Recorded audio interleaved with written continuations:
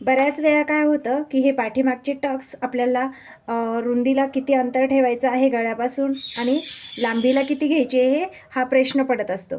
तर प्रत्येक ब्लाऊजमध्ये वेगवेगळे टक्सचं अंतर मोजण्यापेक्षा एकच पद्धत प्रत्येक ब्लाऊजमध्ये वापरायची. आपला टक्स एकदम परफेक्ट अंतरावर येणार आहे. तर काय करायचं आहे, हे बघा, हे जी आपली फिटिंगची साईट आहे ना, तिथून आपल्याला जेवढी पण आपण शिलाई मार्जिन सोडली आहे तिथपर्यंत एक मार्क करायचा आहे. तुम्ही जर 1.5 सोडले असेल तर 1.5, 2 सोडले असेल तर 2वर एक मार्क करायचा आहे. आणि तिथून आपल्याला हे बघा, मी 1.5 इंचावर एक मार्क केला आहे आणि तिथून आपल्याला ह्या प्रकारे ही ब्लाऊज असं घडी मारून घ्यायचं आहे. हे बघा, ह्या प्रकारे पहिले तर आपल्याला ह्या प्रकारेच घडी घ्यायची आहे, डबल फोल्ड करून घ्यायचं असं. आणि त्यानंतर ह्या प्रकारे एक घडी मारायची आहे आणि आपल्याला इथे एक मार्क करून घ्यायचं आहे. आता मी इथं पट्टी नाही लावलेली, अजून मी कट करून घेते इथं.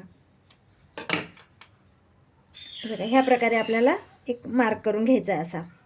आणि तिथून आपल्याला टक्स द्यायचा आहे. आता टक्सची लांबी किती ठेवली पाहिजे, तर इथं साईज काय मॅटर करत नाही, फक्त उंचीप्रमाणे आपल्याला टक्सची हे अंतर ठेवावं लागतं. जर खूप जास्त उंची असेल, 15, 16, 17 अशी जर उंची असेल तर आपल्याला हा टक्स 4.5 ते 5 इंचावर द्यायचा आहे. आता ही 16ची उंची आहे तर मी 5वर हा टक्स मारला आहे.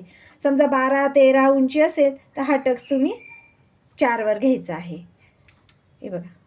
आणि आता तुम्ही हा गळा जो आहे ना, तो मी एकदम 3.5वर ब्रॉड आहे. हा गळा जो आहे ना, हा 3.5वर आहे, तरी देखील आपला टक्स हा एकदम बरोबर आला आहे, जास्त गळ्याकडं आलेला नाही आहे. समजा हे अंतर जर मोजलं 3, 3.5वर घ्या. समजा 3.5 जर माहिती असेल, आपल्या लक्षात असेल, तर तो टक्स पा कुठं जातो आहे.